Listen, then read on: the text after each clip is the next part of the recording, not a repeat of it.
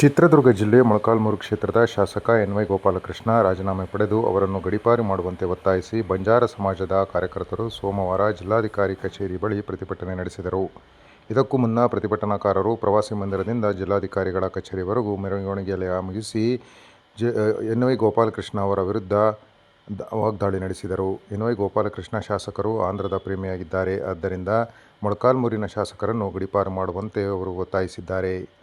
ಮೊಳಕಾಲ್ಮೂರು ಶಾಸಕನಿಗೆ ಮೊಳಕಾಲ್ಮೂರು ಶಾಸಕನಿಗೆ ಮೊಳಕಾಲ್ಮೂರು ಶಾಸಕನಿಗೆ ಧಿಕ್ಕಾರ ಧಿಕ್ಕಾರ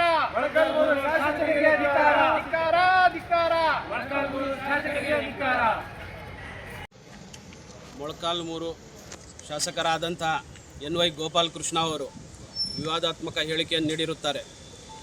ಏನು ವಿಚಾರ ಅಂತಂತ ಹೇಳಿದರೆ, 5-6 ಬಾರಿ ಶಾಸಕರಾಗಿದ್ದರೂ ಕೂಡ ಜವಾಬ್ದಾರಿಯುತವಾಗಿ ನಡ್ಕೊಳ್ಳೋದು ಗೊತ್ತಿಲ್ಲ ಅವ್ರಿಗೆ. ಫಸ್ಟು ಹೋಗಿ ನಮ್ಮ ಚಿತ್ರದುರ್ಗದ ಒಂದು ಅವಿಭಾಜ್ಯ ಅಂಗ ಆಗಿರುವ ಮೊಳಕಾಲ್ಮೂರನ್ನು, ಆ ತಾಲೂಕನ್ನು ಆಂಧ್ರಕ್ಕೆ ಸೇರಿಸ್ರಿ ಅಂತಂತೇಳಿ ಇವರು ವಿವಾದಾತ್ಮಕ ಹೇಳಿಕೆ ನೀಡಿದ್ದಾರೆ.